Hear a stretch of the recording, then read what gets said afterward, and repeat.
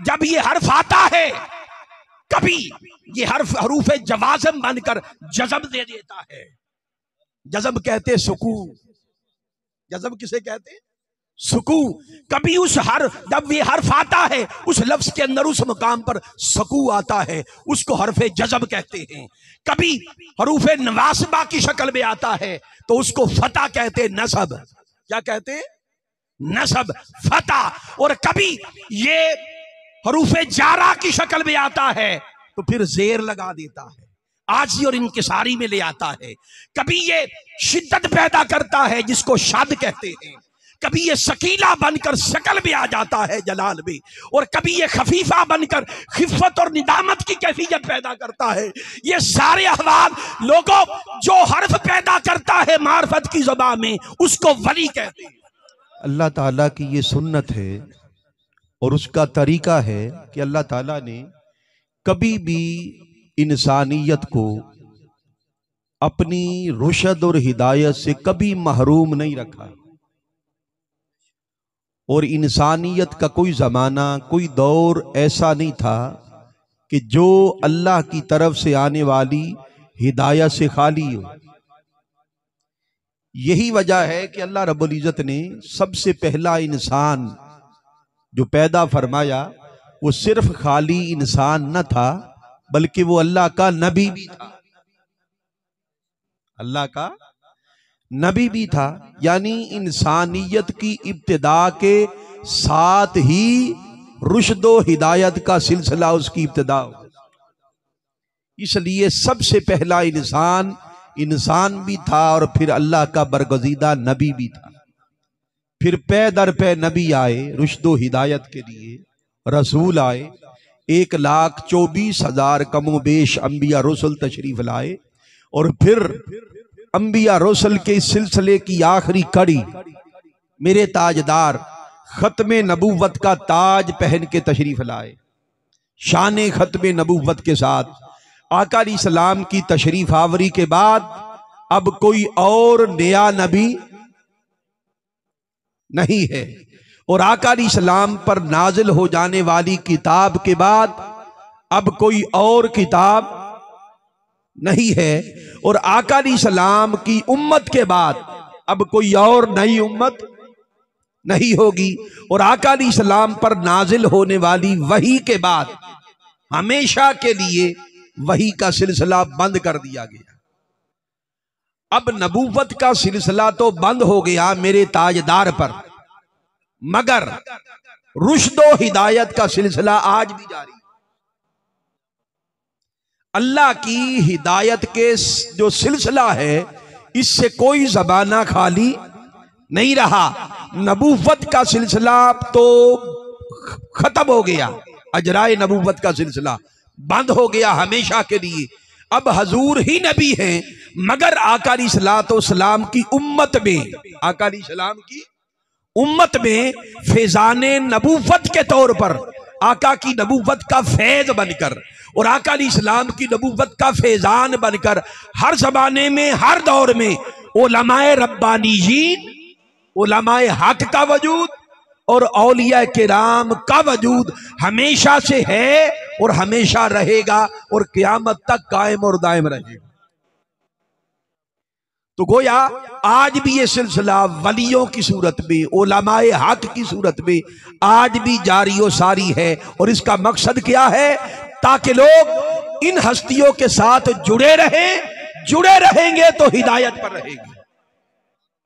ये है इंतजाम अल्लाह की तरफ से अपनी हिदायत का, अपनी हिदायत का। अब जो बंदा अल्लाह का दोस्त हो जाता है, जो बंदा अल्लाह का दोस्त हो जाता है उसको कहते हैं वली। क्या कहते हैं? अल्लाह का वली। अब वली के कई माने होते हैं, वली के कई मानी है, मगर एक दो मानी बयान करके मैं आगे बढ़ता हूं। वली का एक माना होता है दोस्त, एक माना क्या होता है? दोस्त। और एक माना होता है मददगार। जिसको अल्लाह की दोस्ती मिल जाती है, अल्लाह अपने उस बरगज़ीदा बंदे को लोगों का मददगार बना के और लोगों के लिए हिदायत बना के उसको जिंदा सलामत, मौत भी उसको मार नहीं सकती। वो हमेशा हमेशा के लिए जिंदा हो जाता है। मौत आती है एक जायका बन के, कुल्लु नफ्सिन जायकातुल मौत, मौत एक जायका बनकर आती है और आकर चली जाती है। मगर वो बंदा जिसकी दोस्ती अल्लाह से हो जाती है, जो अल्लाह का वली हो जाता है, मौत भी उसको मार नहीं सकती। मौत से मरते वो हैं जिनका ताल्लुक मौला के साथ नहीं है, और जिनका ताल्लुक मौला के साथ है, मौत उनके लिए तोहफा है, मौत उनके लिए राहत है। आका ने फरमाया अल मौत तोहफातुल मोमिनी, बंदा मोमिन हो, अल्लाह का वली कामल हो, तो मौत उसके लिए खात्मा नहीं है, बल्कि मौत उसके लिए अल्लाह की तरफ से एक तोहफा है।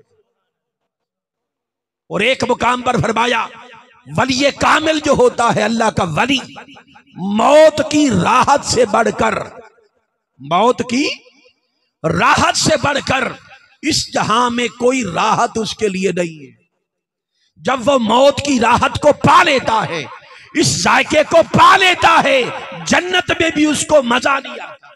वो कहता है कि बारी ताला, वो जो जिंदगी तूने दी थी और फिर उस पर मौत वारिद हुई थी, बारी ताला उस मौत का की लज्जत, उसकी हलावत, उसका जायका, उसकी मिठास फिर से चाहता हूं।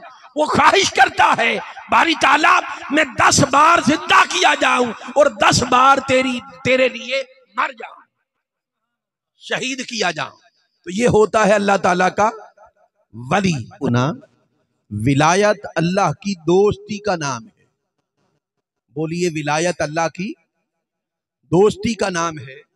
जो अल्लाह का वली हो जाता है और ताल्लुक मौला की जात के साथ जब उसका बन जाता है, फिर वो गाफिल नहीं रहता, फिर वो एक लम्हे के लिए भी गाफिल नहीं रहता। हर वक्त वो जाकिर और बेदार रहता है, मौला की तरफ मायल और उसके जिक्र में घायल रहता है। फिर वो मेहनत करता है, मुजाहिदा करता है, रियाजत करता है, रातों को जागता है, अल्लाह अल्लाह करता है, दुनिया का हिर्स, दुनिया की लालच दिल से निकालता है। और यूं इस मेहनत और रियाजत के जरिए से फिर उसका दर्जा अल्लाह की बारगाह में दर्जा बदर्जा वो बुलंद दर्जे में होता चला जाता है। फिर वली से वो कभी नकीब बनता है, कभी नजीब बनता है, कभी अखियार बनता है, कभी अब्दाल बनता है, फिर वो औताद बनता है।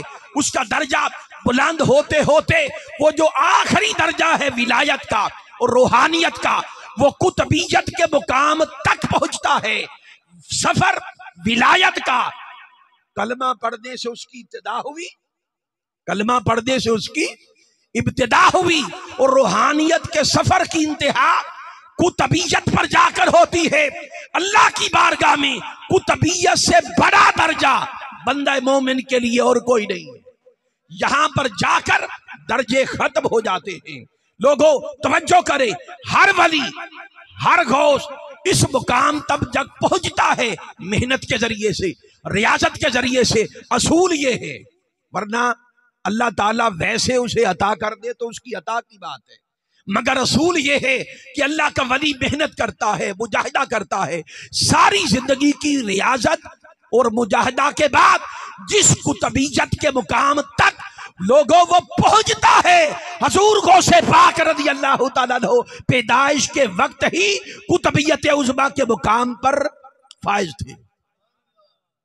तो बात करने का मतलब क्या कि जिस मंजिल को सारे वली सारी जिंदगी की तगोदो के बाद और सारी जिंदगी की मेहनत, रियाजत और मुजाहिदा के बाद कहीं जाकर जिस मंजिल कुतबियत को पाते हैं, आपकी विलादत और आपकी खिलकत और आपकी पैदाइश ही उस शाने कुतबियत के साथ हुई। जब पैदा हुए तो रमजान का महीना था जी, रमजान का महीना था, मगर सारा दिन दूध नहीं पिया मां का। जब अफ्तारी का वक्त आया तो दूध पिया, एक दिन ऐसा, 2 दिन, 3 दिन। अब लोगों को समझ आ गई कि ये कोई आम बच्चा नहीं है, कुदरत का शाहकार बच्चा। लोगों ने देख लिया, लोगों के जहनों में ये बात डाल दी गई, ये खास बच्चा है, ये सारा दिन रोजे की हालत में रहता है और जब इफ्तारी का वक्त आता है तो फिर दूध पीता है। तो ये है हजूर गौसे पाक रज़ी अल्लाह ताला अन्हु। अब यहां पर चूंकि मैंने वांड की है कि पहले हिस्से में हम शान विलायत बयान करेंगे, अब उसके लिए मैंने कुरान पाक की आयत तिलावत की है जिसमें रब ताला ने फरमाया मन यहदिल्लाहु फहुवल मुहतद, कि अल्लाह जिसको हिदायत देता है, अल्लाह जिसको हिदायत देता है फहुवल मुहतद, बस इस तरह वो हिदायत याफ्ता हो जाता है। अब ये जो तर्जमा है इस बात को हकीकी तौर पर समझने के लिए इसके पस मंजर को पहले जान लेते हैं। अभी मैंने तर्जमा किया, असल बात जो अल्लाह बताना चाहता है अभी हमारी समझ में नहीं आई, सिर्फ खाली सिंपल तर्जमा आया। अभी जब इसका मैं पस मंजर बयान करूंगा फिर आपका ईमान ताजा हो जाएगा, पता चल जाएगा कि अल्लाह के फरमान का मतलब यहां पर बनता क्या है। अब इसका पस मंजर देखें, इसका पस मंजर यह है कि अल्लाह के वलियों की एक जमात थी, असहाबे कहफ की वो जमात थी और वो अपना ईमान और दीन बचाने के लिए हिजरत कर गए और वक्त का जो बादशाह जालिम था उससे अपना दीन ईमान बचाने के लिए जब निकले उसने पीछे अपने सिपाही लगा दिए। अब ये निकले, रास्ते में एक कुत्ता था, ये कुरान पाक का बयान है, मैं सिर्फ उसका खुलासा बयान कर रहा हूं, सिर्फ इस बात के साथ जो अल्लाह ने बयान फरमाई इस बात के साथ जोड़ने के लिए, ताकि आपको समझ आए कि अल्लाह के फरमान का मतलब क्या है। तो कुत्ता था, कुत्ते ने वलियों की जमात को पहचान लिया, पालतू नहीं था, यानी उन्होंने खुद पाला हुआ नहीं था, जैसे गली बाजारों में गलियों में कुत्ते होते हैं। उस कुत्ते ने वलियों की जमात को पहचाना, वो सर झुका के पीछे पीछे चल दिया। अब वलियों ने देखा कि ये कुत्ता हमारे साथ हो गया, कहीं इसकी वजह से हम पकड़ ना लिए जाए, हमने कहीं पर जाकर छुप जाना है, अगर ये कुत्ता हमारे साथ हुआ तो ये हमारी शनाख्त बन जाएगा, हम पकड़ लिए जाएंगे। उस कुत्ते को भगाया मगर वो जाता नहीं था, कभी उसको ठुड्डे मारते, कभी उसको पत्थर मारते, जब पत्थर मारते तो कभी इधर दौड़ जाता, कभी इधर दौड़ जाता, खुद को बचाता, और जब ये चलते तो फिर आ जाता पीछे पीछे। अब जब बार बार ऐसा हुआ तो किताबों में आता है, कुतुब सैयर में, कि उस कुत्ते ने अल्लाह की बारगाह में दरखास्त की कि बारी ताला मुझको बोलने की कुव्वत अता फरमा, कुव्वत गोयाई अता फरमा, मैं तेरे वलियों से कलाम तो करूं। अब अल्लाह ने उसको कुव्वत गोयाई अता फरमाई। वो कुत्ता अपनी अगली दोनों टांगों पर को जोड़ के पिछली दो टांगों पर खड़ा हुआ और दोनों टांगों को यूं जोड़ के खड़ा हो गया और अर्ज करने लगा कि अल्लाह के वलियों मुझको मारते क्यों हो, मुझको भगाते क्यों हो। वलियों ने कहा कि तुम कुत्ते हो, अगर तुम हमारे साथ चलोगे हमने कहीं पर जाकर छुप जाना है, न जाने कितना अरसा छुपे रहे, हम लौ लगा के बैठ जाएंगे मौला के साथ, न जाने कितनी देर हो, हम पर वो कैफियत मुराकबा तारी होगी, कैफियत मुशाहिदा तारी होगी, न जाने कितना अरसा हम वहां पर रहे, मगर तू कुत्ता है, तुझे भूख भी लगेगी, सख्त गर्मी का मौसम है, पता नहीं वहां पर हालात क्या हो, फिर तू भौंकेगा क्योंकि तू कुत्ता है और तेरी वजह से हम पकड़ लिए जाएंगे। अब उसने कहा कि अल्लाह के वलियों मैं कुत्ता जरूर हूं, मैं कुत्ता जरूर हूं, मगर भौंकने वाला कुत्ता नहीं। अब वो वली हैरान रह गए कि तू है तो कुत्ता, जात का कुत्ता है और कुत्ता हो और भौंके नहीं। हजरत साहब, कुत्ता हो और भौंके नहीं, ये कैसे हो सकता है? उसकी खसलत है, उसकी फितरत है भौंकना, इसके बगैर वो कुत्ता कहलाता ही नहीं है। तू है तो कुत्ता मगर भौंकने वाला कुत्ता नहीं, वजह क्या है? उसने कहा वजह यह है कि जब से अल्लाह के वलियों से मोहब्बत हो गई है मैंने भौंकना छोड़ दिया।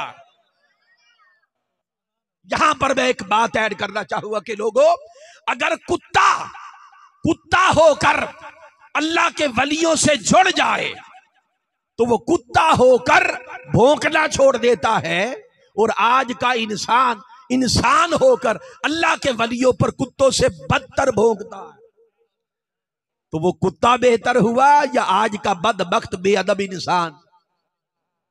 बेहतर वो है कि जो अदब में हो, बेहतर वो है जो ताल्लुक में हो, बेहतर वो है जो अल्लाह के वलियों की निस्बत और सोहबत और संगत में हो।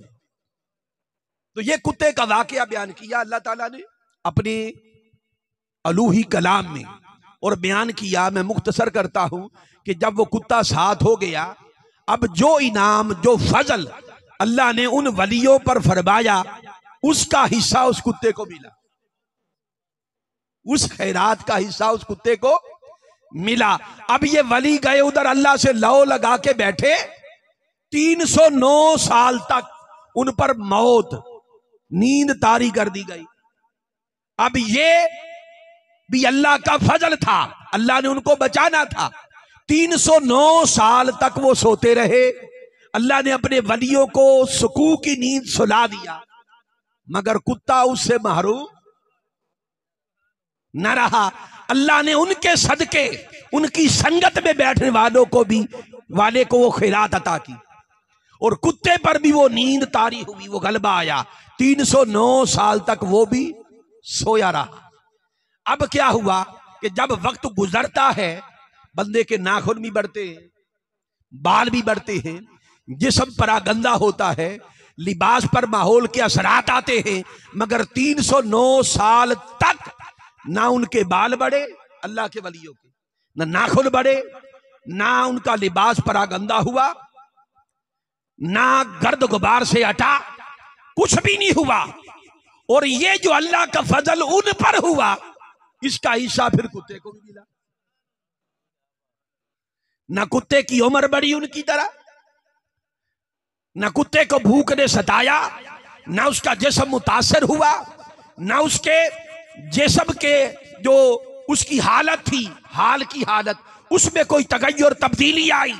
यानी जो अल्लाह का फजल उन वलियों पर हो रहा था, उनकी संगत में बैठने वाले कुत्ते को उसकी खैरात और फैज मिल रहा था।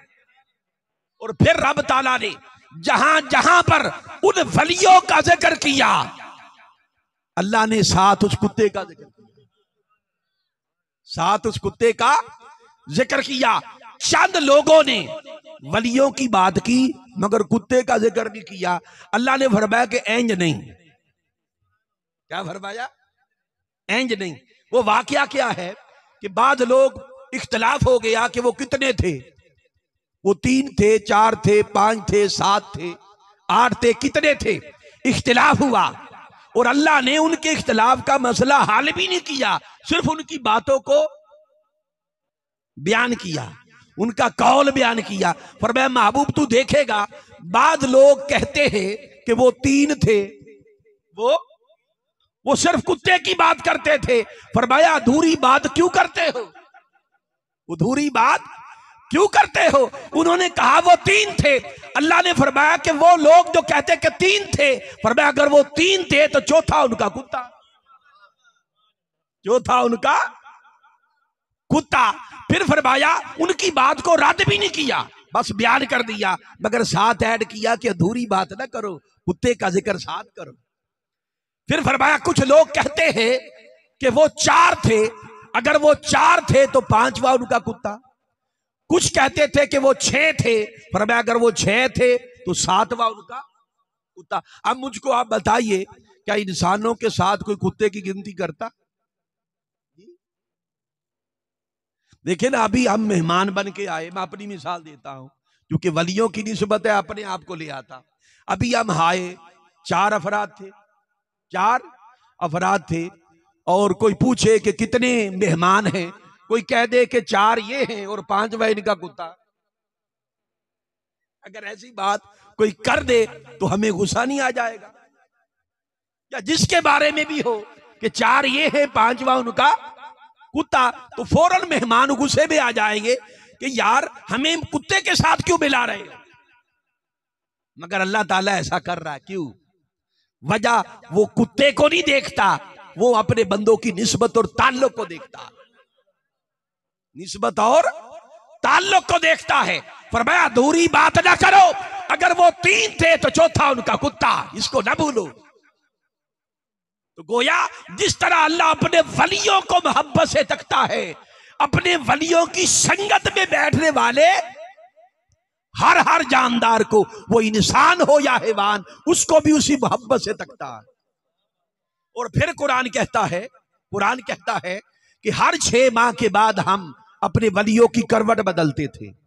हर 6 माह के बाद वलियों की करवट बदलते थे। अब जब वलियों की करवट बदली जाती तो करवट तो अल्लाह वलियों की बदलता था, मगर उस कुत्ते की करवट भी साथ ही बदल जाती थी।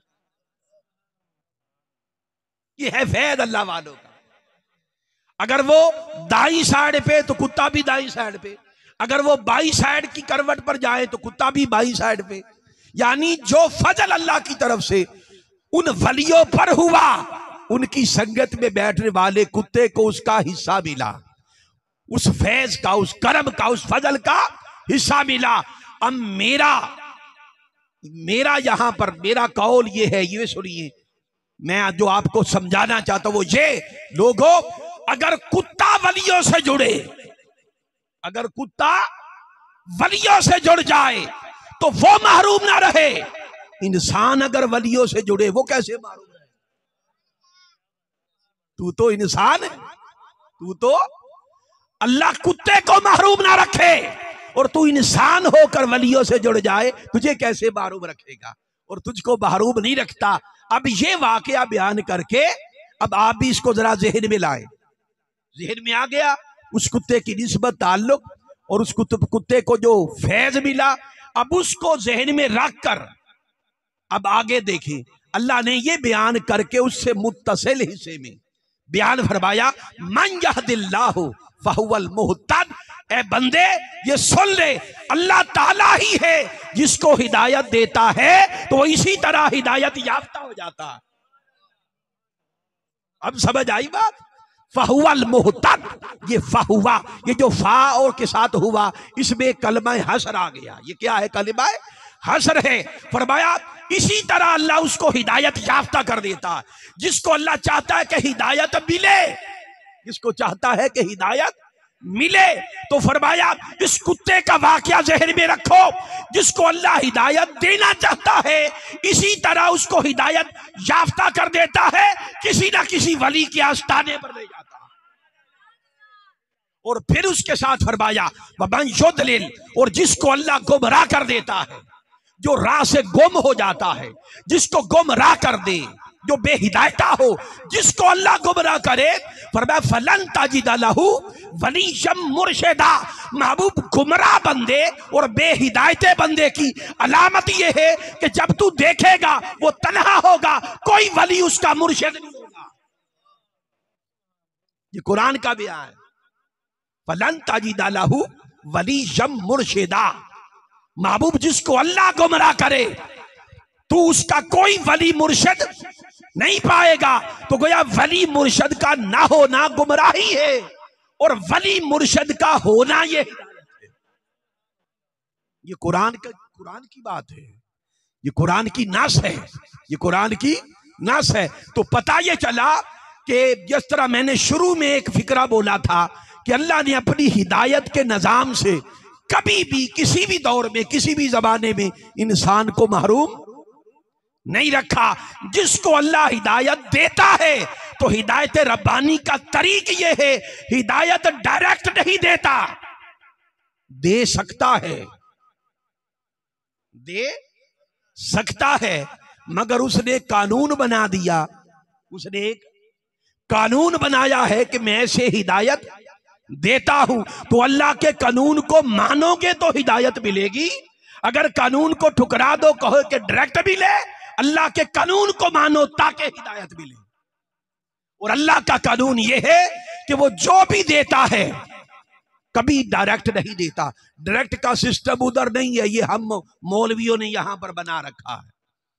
डायरेक्ट अल्लाह किसी को कुछ नहीं देता, वो दे सकता है मगर हर शय के लिए कोई ना कोई सबब बनाया है। इस जहां को दारुल असबाब कहा जाता है, यानी हर शय का कोई ना कोई सबब बनता है, कोई ना कोई जरिया बनता है। जो सबब और जरिए को इस्तेमाल ना करे वो अपनी मंजिल से दूर हो जाएगा। वो जो जिसकी ख्वाहिश है, जिस शय की उसको तलब है, हर वो शय जो बंदे की जरूरत है, जरूरत तब पूरी होती है, दुनिया हो या आखिरत की जरूरत हो, ईमान हो ईकान हो, उसकी जरूरत तब पूरी होगी जब अल्लाह के कायम करदा सिस्टम और निजाम को वो इस्तेमाल करेगा। ये जरिया बनेगा, निजाम अल्लाह का ये कानून जरिया बनेगा तो फिर हिदायत मिलेगी। देखे ना, बारिश होती है तो क्या बारिश डायरेक्ट उधर से आती है? बोलिए, अदम से वजूद में आ जाती है, उसका जरिया बादल है।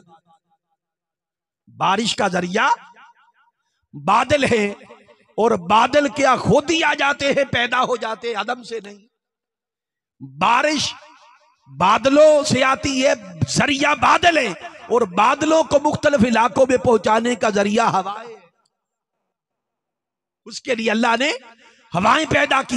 ये हवाएं बोझल बादलों को अपनी कमर पर लाद कर दूर दराज इलाकों तक पहुंचा देती है, वहां पर बारिश बरसती है, और जिन जिन इलाकों में बारिश बरसती है वहां पर अनाज बढ़ा दिया जाता है। ये जो अनाज हम खाते हैं इसका जरिया बारिश है, बारिश का जरिया बादल है, और बादल घेर कर आने का जरिया हवाएं है, और हवाओं का जरिया माहौल का जो मौसम है, गर्मी या सर्दी। अब अंदाजा कर ले, हर शय के लिए अल्लाह ने कोई ना कोई जरिया, कोई ना कोई वसीला। औलाद क्या डायरेक्ट होती है? मां बाप के वसीले से होती है, जरिए से होती है। इसलिए लोगों, इस बात को समझ लो, हिदायत के लिए जो जरिया होता है उस जरिए को कहते हैं वली। उस जरिए को क्या कहते हैं? अल्लाह का वली। जिसको अल्लाह का वली कहा जाता है, वली का माना यह है कि मन यहदिल्लाहु फहुवल मुहतद व मन युद्लिल फलन तजिद लहु वलिय्यन मुरशदा। वली अल्लाह के बंदों के लिए हिदायत बना दिया जाता है, अल्लाह के बंदों के लिए हिदायत बनता है। अब यहां पर रुक कर एक और बात जो बड़ी ईमान अफरोज है, मैं बड़ी अजीब बात है, इस अंदाज में शायद आपने शाने विलायत नहीं सुनी होगी। हुजूर, मैं आपकी तवज्जो चाहूंगा। माशाल्लाह आप साथ बैठे हैं तो मुझे हौसला भी है बात करने के लिए। अब बात जो मैं करने लगा हूं आप हैरान रह जाएंगे कि इस अंदाज में भी वलियों की शान बयान हो सकती है। मैंने कहा कि हर शय के लिए कोई ना कोई जरिया होता है, और हिदायत का जरिया वली होता है। इसी तरह ये जो मैं खिताब कर रहा हूं ना, हर फिक्रा, ये जो जुमले हैं, कोई भी जुमला कामिल नहीं होता जब तक हर्फ ना मिले। जब तक हर्फ ना मिले, हर्फ मिले तो बात कामिल होती है। अगर कोई कहे कि मैं हर्फ का मोहताज नहीं, तो उसकी बात कभी कामिल नहीं हो सकती, ना किसी की समझ में आएगी। हर कलिमा, हर बामाना बात, हर फायदामंद बात और हर कामिल जुमला तब कामिल होता है, और हर फिक्रा तब मुकम्मल होता है, और हर लफ्ज तब बामाना और फायदामंद होता है कि जब हर्फ अपना किरदार अदा करे, हर्फ जुड़े तो हर शय कामिल होती है। अब देखना यह है कि हर्फ क्या है। ये हर्फ तो हम सुनते रहते हैं ना, हर्फ। कभी हर्फ का माना डिक्शनरी में देखा लुगत में? अब उसका माना सुनिए। हर्फ का लफ्जी लुग़वी माना क्या होता है? दूर किनारे, तन्हा, अलग थलग बैठने वाले को हर्फ कहते हैं। दूर किनारे, तन्हा, लौ लगा के जो बैठा है, जो लौ लगा के बैठे और तन्हा हो, उसको किसी की हाजत और जरूरत ना हो। जिसको हाजत और जरूरत हो इसकी हो, इसको किसी की हाजत ना हो। बस वो यकसोई के साथ, इत्मीनान के साथ, लौ लगा के, यकसोई के साथ, इत्मीनान के साथ तन्हा बैठे, और फिर जिससे जुड़े वो उसे कामिल कर दे। उसको क्या कहते हैं? हर्फ। उसको क्या कहते हैं? हर्फ। लोगों, इसी तरह विलायत की किताब में, मारिफत की किताब में, मारिफत की किताब में जो हर्फ होता है वो अल्लाह का वली होता है। जो लौ लगा के अपनी कुटिया में बैठा होता है उसे मखलूक की कोई हाजत नहीं होती। वो मौला के साथ लौ लगा के यकसोई के साथ बैठता है, अल्लाह के साथ मुतमस्सिक होता है, वासिल बिल्लाह होता है, रुजू इल्लाह में होता है, तकर्रुब बिल्लाह में होता है। वो बैठा रहता है, उसको मखलूक में से किसी की हाजत नहीं है। जिसको हाजत है इसकी होती है। ये जिसके साथ जुड़ता है वो कामिल हो जाता। नाराए रिसालत, नाराए हैदरी, सैयदी मुर्शिदी। जिसके साथ जुड़ता है कामिल हो जाता है। कामिल होने के लिए जो हाल ये दे वो लेना पड़ता है। जो हाल ये दे वो लेना पड़ता है। जब ये हर्फ आता है, कभी ये हर्फ हरूफ जवाज़म बनकर जज़ब दे देता है। जज़ब कहते सुकून। जज़ब किसे कहते? सुकून। कभी उस जब ये हर्फ आता है उस लफ्ज के अंदर उस मुकाम पर सकू आता है, उसको हर्फे जज़ब कहते हैं। कभी हरूफ नवासिबा की शक्ल में आता है तो उसको फता कहते, नसब। क्या कहते? नसब, फता। और कभी ये हरूफ जारा की शक्ल में आता है तो फिर जेर लगा देता है, आजी और इनकिसारी में ले आता है। कभी ये शिद्दत पैदा करता है जिसको शाद कहते हैं। कभी ये शकीला बनकर शक्ल में आ जाता है जलाल में, और कभी ये खफीफा बनकर खिफत और निदामत की कैफियत पैदा करता है। ये सारे अहवाल लोगों जो हर्फ पैदा करता है मार्फत की ज़बान में उसको वली कहते हैं। जब वली जुड़ता है कभी जज्बा होता है, कभी सकू होता है, कभी खिफत और निदामत से बंदा रोता है, कभी वो जेर देता है, वो आजी और इनकिसारी में तसल्जुल में आता है, आजी इनकिसारी का पैकर हो जाता है। कभी उसके अंदर शिकल आता है और उसके अंदर एक शिकल जब आता है तबीयत में जलाल पैदा होता है। कभी उसके अंदर खिफत आती है जिसको खफीफा कहते हैं। खिफत आती है, वो शर्मो निदामत के साथ अपने अमल को देख कर रोता है कि बारी ताला मैं तेरी बंदगी का हक अदा नहीं कर सका। अरे ये वो हर्फ है जिसको विलायत की किताब में वली कहते हैं। विलायत की किताब में वली कहते हैं। ये बात आपने समझ ली, ये है शान विलायत। अब वो जो किताब है रूहानियत की, मारिफत की और विलायत की, वो किताब जिसका हर्फ अल्लाह का वली होता है, उस मार्फत की किताब की आगे एक और किताब है और उसमें वलियों का जो हर्फ होता है वो हजूर गौसुस साकलैन है। हर वली अपने मुकाम पर अगले दर्जे के लिए हजूर गौसे पाक का मोहताज होता है। हर वली अपने मुकाम पर कामिल होने के लिए, उस मुकाम पर कामलियत के लिए वो हजूर गौसे पाक का मोहताज होता है। कोई उससे बड़े दर्जे पर हो वो उस मुकाम पर हजूर गौसे पाक का मोहताज होता है। आम बंदों के लिए हर्फ अल्लाह का वली है और अल्लाह के वलियों के लिए हर्फ हजूर गौसो सकल है। किसी को अपनी विलायत की समझ नहीं आ सकती हजूर गौसो सकलैन के बगैर। किसी को अपनी अब्दालियत की समझ नहीं आती हजूर गौसे पाक के बगैर। किसी को अपनी अब्दालियत की समझ नहीं आती हजूर गौसे पाक के बगैर। मुजद्दद अल-अफ़सानी बयान करते हैं, वो बयान करते हैं कि जब अल्लाह की बारगाह से फैसला होता है कि ये बंदा अल्लाह का वली हो जाए, अल्लाह का वली हो जाए, तो वली भी डायरेक्ट नहीं बनता। अल्लाह उस वली की फाइल हजूर ताजदार कायनात सल्लल्लाहु अलैहि वसल्लम आपकी बारगाह में भेजता है कि महबूब तेरे साइन होंगे, तेरे दस्तखत होंगे तो फिर ये वली बनेगा। फाइल आका की बारगाह में आते हैं, आका उस पर साइन नहीं फरमाते। उस फाइल को उसी तरह मौलाए कायनात मौला अली शेर खुदा की बारगाह में भेज दिया जाता है कि अली साइन करेगा तो फिर मैं साइन करूंगा।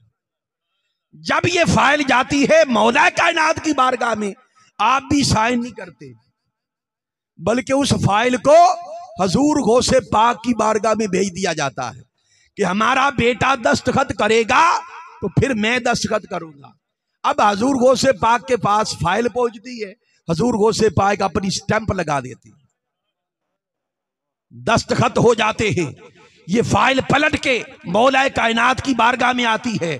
जब देखते हैं कि साइन उधर से हो गए, फिर मौला कायनात अपने साइन फरमा देते और फिर पलट के ये फाइल हजूर ताजदारे कायनात सल्लल्लाहु अलैहि वसल्लम आपकी बारगाह में पहुंचती है। मेरे आका जब अली के साइन देखते हैं तो फिर अपने साइन फरमा देते हैं।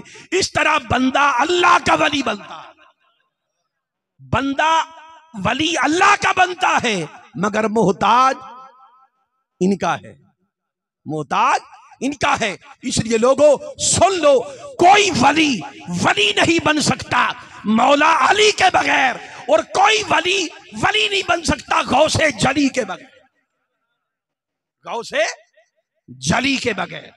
शुरू में, अब मैं बात को समेट के अगले हिस्से की तरफ जाना चाहता हूं कि शुरू में हुजूर गौसे पाक खिताब नहीं फरमाते थे। शायद ये बात आप पहली बार सुने, वाज नहीं फरमाते थे, वाज की हिम्मत ही नहीं करते थे।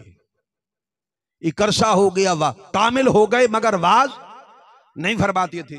एक बार आलम रोया में ख्वाब में देखा कि तरह तरह के अनवार का एक समंदर है और उनकी तरफ बड़े चले आ रहे, हैरान रह गए, इतने अनवार।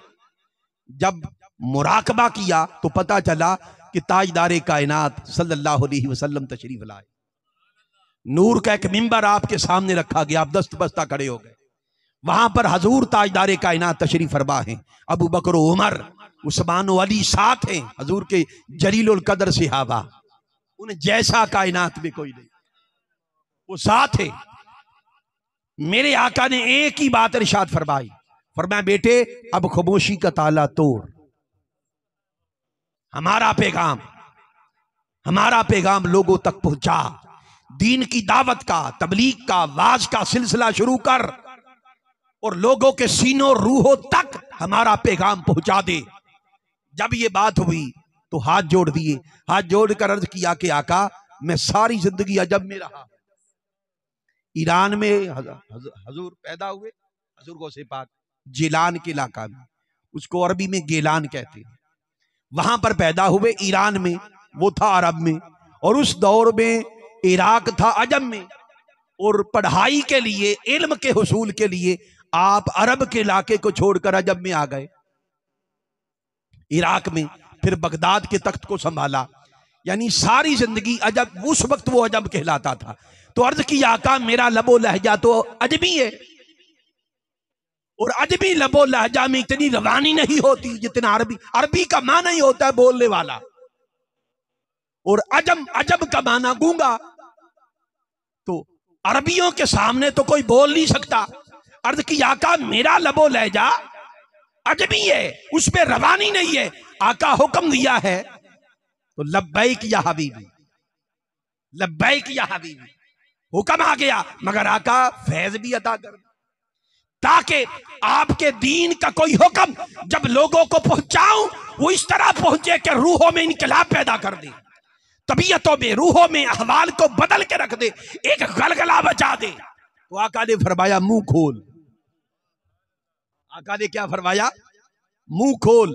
मेरे आका ने 7 मरतबा अपना लाबे दहन हजूर गौसे पाक के मुंह में डाला। जब ऐसा हो गया तो मौला अली शेर खुदा आगे बढ़े, अर्ज की आका बेटा तो मेरा भी है, मुझे भी हुक्म दे। आका ने फरमाया तुझे भी इजाजत है। तो 6 मरतबा, कितनी मरतबा, 6 मरतबा आप, एक दफा कम, यानी आका ने 7 मरतबा, इन्होंने। और बाद में एक वली कहते हैं कि आलम रोया में मेरी मुलाकात हुई, मैंने अर्ज किया मौला कायनात आका ने 7 मरतबा और आपने 6 मरतबा, एक दफा कम, तो उतनी दफा ही डाल देते। फरमाया कि नहीं, मैं हजूर के मिसल नहीं। अंदाजा करें, जिन्होंने हजूर को देखा वो कहे हजूर बेमिसल हैं, और जो 15 सदियों के फासले पर बैठे वो कहते हम हजूर की मिसल और हजूर हमारी मिसल। और जिन्होंने देखा, जिन्होंने तका, जो हर वक्त हजूर की संगत सोहबत पे रहते थे, वो हजूर को बेमिसल देखते। तो हजूर को बेमिसल देखना ये ईमान है, ये सहाबा किराम का तरीक है। चुनांचे 6 मरतबा आपने अपना लाबे दहन डाला। अब सीना एक फैज़े मुस्तफ़ा, नबूवत मुस्तफ़ा, और दूसरी तरफ फैज़े मौला अली अल मुर्तजा के साथ सीना मार्फत का समंदर बन गया। अब आपने वाद शुरू किया, अब आपने वाद शुरू किया, और मोहल्ला की एक छोटी सी मस्जिद थी, देखते ही देखते जगह कम पड़ गई। फिर मोहल्ला की जो बड़ी जामे मस्जिद थी वहां पर तशरीफ ले गए। लोगों ने अर्ज किया हुजूर इधर आ जाए, आप उधर चले गए, देखते देखते जगह कम पड़ गई। इतनी खलके खुदा न जाने किधर किधर से उमड़ आती है। तो फिर आबादी से बाहर खुले मैदान में आपका वाज होने लगा, और कोई मजलिस वाज ऐसी न थी कि 70,000 से लेकर 1.25 लाख तक का मजमा होता, और 70,000 से कम कभी अफराद ना हुए। और सिर्फ ये बात नहीं कि 70,000 से लेकर 1.25 लाख तक का मजमा इंसानों का होता, और इससे कई गुना ज्यादा दीगर मखलूक भी आती आपको सुनने के लिए, इसलिए कि आप सिर्फ इंसानों के गोश्त न थे, वो हैवानों के भी गोश्त थे, वो कुल मखलूक के गोश्त थे, इंसान भी आते थे। देखिए ना, हम कहते हैं गोश्त साकालैन, क्या कहते हैं? एक चीज की अचानक जहन में आई, दोनों जहानों के गोश्त, हम ये कहते हैं ना, मगर हमारे कायद हजूर शेखुल इस्लाम गोश्त साकालैन नहीं कहते। आप फरमाते गोश्त साकालैन दोनों जहां के गौस नहीं, गौसुल आलमीन, गौसुल आलमीन, सारे जहानों के गौस, सारे जहानों के गौस। और अगर किसी को यह बात हजम ना हो, अगर पेट खराब हो तो हाजमा खराब होता है, पेट दुरुस्त हो तो हर शय हजम हो जाती है और समझ भी आती है, बात फिर समझ भी आती है। तो गौसुल आलमीन, सारे जहानों के गौस। अगर किसी को यह बात समझ में ना आए तो समझ ले, समझ ले, हर नबी अल्लाह की शान होता है, हर नबी अल्लाह की शान होता है, हर वली अल्लाह की शान होता है, मगर अल्लाह की सबसे बड़ी शान मुस्तफा है, सबसे बड़ी शान हजूर हुए। और हर वली अपने नबी की शान होता है, हर वली अपने नबी की शान का मजहर होता है, हर वली अपने नबी की शान का अक्स होता है। जैसा नबी होगा वैसी झलक उसके वली में होगी, वैसी झलक उसके वली में होगी। अल्लाह ने जब अपना जिक्र किया तो फरमाया अल्हम्दुलिल्लाह रब्बिल आलमीन, वो सारे जहानों का रब है, कायनात अलूहियत पे आलमीन का रब वो है, और कायनात नबूवत में आलमीन के लिए रहमत मुस्तफा है, और कायनात विलायत में आलमीन के लिए गौस हजूर गौस पाक है। गौसल आलमीन क्यों है? कि मुस्तफा सारे जहानों के लिए रहमत है। जो शान मुस्तफा की है उसी की झलक इधर है, उसी की झलक इधर है। ये हजूर की शान का ज़हूर है, हजूर की शान का ज़हूर है। चुनांचे अब वाज होता, अब आखिरी बात, उसके बाद आखिरी हिस्से की तरफ हम चलेंगे ताकि बात हमारी मुकम्मल हो जाए। मैं तेजी के साथ अब बात मुकम्मल करूंगा कि 70,000 से लेकर 1.25 लाख तक का मजमा होता और लाउड स्पीकर नहीं होता था। यहां पर जितने अफराद बैठे हैं कितने होंगे? 100 के करीब होंगे कमोबेश। मैं बगैर लाउड के बोलूं तो सब तक आवाज पहुंचेगी? मुश्किल हो जाएगी। मगर 1.25 लाख का मजमा हो और बोलने वाला नबी का लाडला हो, कभी ऐसा नहीं हुआ। जब भी आप खिताब फरमाते, आपके खिताब का एजाज ये था, जब खिताब और वाज फरमाते तो एक एक लफ्ज जिस तरह पहली सब में बैठे हुए अहबाब सुनते, आखिरी फर्द भी उसी तरह सुनता था। हवाएं आपके लिए मुसख्खर कर दी गई, आपकी दस्तरस में कर दी गई। जब आप कलाम फरमाते, एक एक लफ्ज को हवाएं ले जाती और हर सामे के कानों में डाल देती। और फिर जब खिताब फरमाते, हजूर गौसे पाक जब वाज फरमाते, खिताब फरमाते, तो आपके मजलिसे वाज में सिर्फ अवाम नास नहीं होते थे, उसमें उलमा भी होते थे, मुहद्दिसीन होते थे, मुफस्सरीन होते थे, इल्मुल कलाम रखने वाले होते थे, फिर उसमें फुकहा होते थे, फिर उसमें कीमिया केमिस्ट्री के माहिरीन होते थे, उलमा नहव होते थे, फिर उसमें इल्मुल कलाम मंतकी होते थे, फिर उसमें फलसफी होते थे। यानी हर शोबा इल्म के माहिरीन आपके वाज में तशरीफ लाते बैठते थे, और जब आप खिताब फरमाते तो खिताब तैयार भी करते थे। हम तो तैयारी करते हैं ना, हम तो खिताब तैयार करते हैं। जब आप खिताब फरमाते, आपका खिताब वो होता जो लोगों के ज़हनों में सवालात होता। किसी को सवाल करने की हिम्मत नहीं, जरूरत ही नहीं होती। आप जब खिताब शुरू करते, सामने जो होते थे उनके जहनों में जो जो अश्कालात होते, जो जो सवालात होते, आप उसी पर खिताब फरमाते थे। इसलिए हर कोई आता और पाके जाता, पाके जाता। अब एक दो वाकया सिर्फ सैंपल के तौर पर अर्ज करना चाहूंगा। बहुत बड़े नहवी आलिम हैं, नहवी आलिम, जिनको कहता है मोहम्मद बिन अल खशाब, मोहम्मद बिन अल खशाब या मोहम्मद बिन खशाब अन-नहवी। बहुत बड़े नहव के आलिम हैं, इमाम हैं और अथॉरिटी हैं, इमाम हिजर अस्कलानी। उनकी हर बात को आंखें बंद करके लेते। ऐसे मुहद्दिसीन, इनका यह मुकाम है कि ये नहव के इमाम हैं, अपने फन में अथॉरिटी हैं। एक बार क्या हुआ, ख्याल आया कि हजूर गौसे पाक की मजलिस में मैं भी जाऊं, जाके देखूं। बड़े बिजी, बड़े मसरूफ थे जिंदगी उनकी, कि मैं भी जाऊं, मैं भी देखूं कैसा खिताब होता है, वाज कैसा फरमाते, बड़े बड़े उलमा जाते तो मैं भी जाऊं। एक दिन जाके बैठ गए, और जब बैठे तो जो जिसका ज़ौक़ हो उसी शय को देखता है। हाफिज हो तो हिफ्स की तरफ तवज्जो होती है, मुफ्ती हो तो फतवाबाजी की तरफ तवज्जो होती है। ऐसी बात है। आलिम हो तो इल्म की तरफ तवज्जो होती है, कोई कारी हो तो किरात का जो जीरो बम होता है उसकी तरफ तवज्जो होती है, जो मजा, हकीम हो तो हिकमत की तरफ तवज्जो होती है, नात खां अगर बैठे हो तो ज्यादा दिलचस्पी वो नात में लेते हैं। ऐसी बात है। दो तीन नकीब बैठे हो तो निकाबत में दिलचस्पी लेते हैं। ये ऐसी बात है। अपना अपना ज़ौक़ होता, तो उनका ज़ौक़ नहव था। अब वाज फरमा रहे, सारी तवज्जो नहव की तरफ है। आप खाली नहव का खिताब तो नहीं कर रहे थे, सबको नवाज रहे थे, सबकी झोलियां भर रहे थे।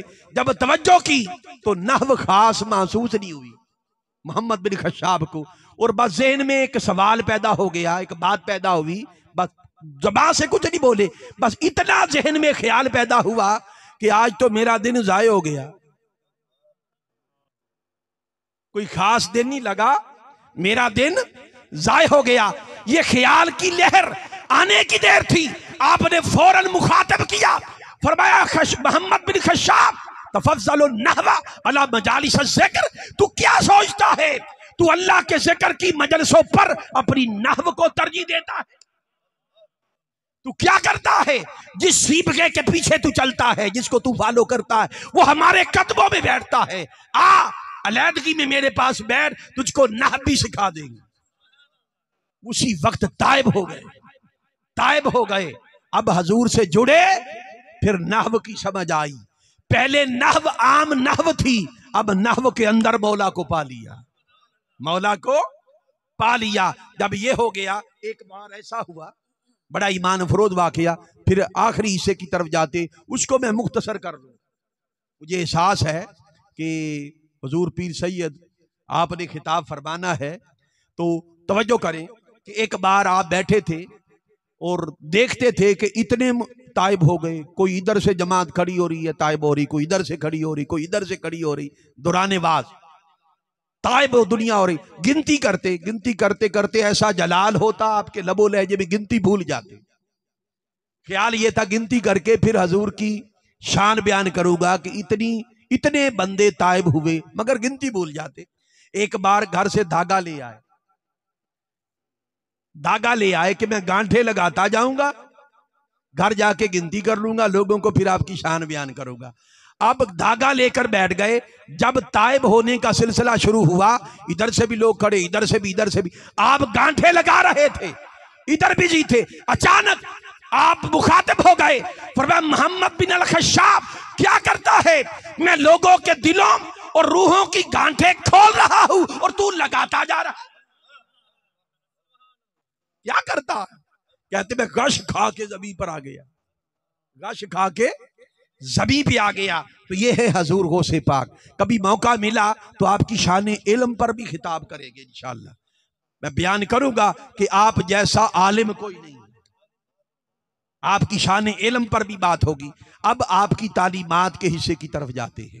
इसको मैं बिल्कुल मुख्तसर कर लूंगा चूंकि वक्त तकरीबन घंटा हो गया है या होने वाला नहीं हुआ। चलो मैं इंशाअल्लाह मुख्तसरन इसको बयान कर देता हूं। हजूर गौसे पाक से पूछा गया कि वली किसे कहते हैं, वली किसे कहते हैं। अब मैं कुछ बयान और करने लगा था मगर जहन में एक और बात हो गई। सवाल यही था कि वली किसे कहते हैं। आपने ख्याल किया कि इसको क्या मिसाल दूं, तो दूर एक दरख्त था, दूर एक दरख्त था। आपने फरमाया उस दरख्त की तरफ देखो। उसने देखा दूर दरख्त नजर आता। फरमाया वली वो होता है कि वो उस दरख्त को यूं करके बुलाए और वो चला आए। उसको बुलाया नहीं था मगर चूंकि वो दूर थे उसने समझा मुझे बुलाया है, वो चल के आपकी बारगाह में आ गया। आप यूं इशारा करके यूं बुलाए और वो चला आए। फिर उसके साथ महवे गुफ्तगू हो गए और वो दरख्त करीब आके दस्त बस्ता खड़ा हो गया। आपने देखा कि ये वही दरख्त है। आपने ठोकर लगाई, फरमाया मैं तो बता रहा था, बुलाया थोड़ी, वापस चला जा। फिर एक मौका पर पूछा वली किसे कहते हैं। अब ये जो हिस्सा है इसको याद रखें, ये विलायत का रास्ता है। इस रास्ते को अपनाए बगैर किसी को वलायत नहीं मिलती। पूछा गया वली किसे कहते हैं। फरमाया वली वो होता है जो बहते पानी की तरह। वली किसे कहते जो बहते पानी की तरह हो। फरमाया जिस तरह पानी बहता जाता है, कोई इंसान आए तो पी ले, कोई कुत्ता आए तो पी ले, पानी किसी को मना नहीं करता। जो भी आए प्यासा उसकी प्यास बुझाता है। फरमाया अल्लाह का वली की सखावत ऐसी होती है, बहते पानी की तरह होता है। कोई इंसान आए तो पी ले, कोई हैवान आए तो पी ले। अल्लाह के वली की सखावत का आलम ये होता है, कोई नेक आए तो वो शराब हो जाता है, कोई बद आए तो वो भी शराब हो जाता। जिसकी सखावत बहते पानी की तरह हो वो अल्लाह का वली होता। फिर एक बार पूछा गया अल्लाह का वली किसे कहते हैं। फरमाया अल्लाह का वली वो होता है जो सूरज की तरह चमकता हो। जो सूरज की तरह, देखे ना, जब सूरज चमकता है, क्या सूरज तफरीक करता है कि मैं इस पर रोशनी डालूं और इस पर ना डालूं। जमीन अच्छी हो या बुरी, खुशबूदार हो या बदबूदार हो, जो शय भी दुरुस्त रुख पर उसके सामने ताल्लुक में आ जाती है वो उसको रोशन कर देता है। तो फरमाया अल्लाह का वली वो होता है जो सूरज की रोशनी की तरह हो, कि जो भी उसके सामने आए उसको सिराब करे। और फिर एक मुकाम पर पूछा गया अल्लाह का वली किसे कहते। फरमाया मिसलुल अर्द, अल्लाह का वली जमीन की मिसल होता है। उसकी आजिज़ी, उसकी इंकिसारी वो मिसलुल अर्द होता है, जमीन की तरह। जिस तरह जमीन पर कोई चलता है, नेक चले या बद चले, जमीन किसी को मना नहीं करती। जमीन मना करती, हर कोई उसको रोंद के चलता है, किसी को मना नहीं करती, पीछे रहती है। पर मैं इसी तरह अल्लाह का वली वो होता है उसकी तवासो, उसकी इंकसारी ऐसी हो कि मिसलुल अर्द हो, वो किसी को मना ना करे, वो अल्लाह का वली होता है। और आखिरी बात ये बड़ी ईमान अफरोज है, उसके बाद में इजाजत चाहूंगा। पूछा गया कामिल वली की पहचान क्या है। कामिल वली की पहचान क्या है। फिर यही सवाल एक मुकाम हुआ सूफी किसे कहते हैं। दोनों के बारे में आपने ये बयान फरमाया, सूफी और कामिल वली। और हर वली की पहचान समझ लें, क्योंकि जब सूफी आया तो इससे हर वली मुराद हो गया। जब वली कामिल के लफ्ज आए तो गोया आम वली हो या वली कामिल हो, इसके बगैर कोई वली नहीं होता। जिसके अंदर ये खसलत जितनी ज्यादा होगी उतना वो कामिल होगा। वो क्या फरमाया, जो अल्लाह का वली होता है उसकी आदत ये होती है कि जब भी वो किसी शय को देखे, जब भी किसी शय को आंखों से देखे तो पॉजिटिव देखे, मुस्बत देखे और मुस्बत बोले। नेगेटिव, खामी, किसी का ऐब ना बोले ना तके, ना देखे और ना बोले। इंसान बोलता तब है जब देखता है, बोलता तब है जब देखता है, पर मैं देखे ही नहीं। और अगर कहीं से मालूम हो जाए तो फिर कभी किसी का ऐब बोले नहीं। जब भी वो देखे वो पॉजिटिव देखे। इसको आप यूं समझिए, हर बात को बयान करने के दो तरीके होते हैं। बोलिए कितने?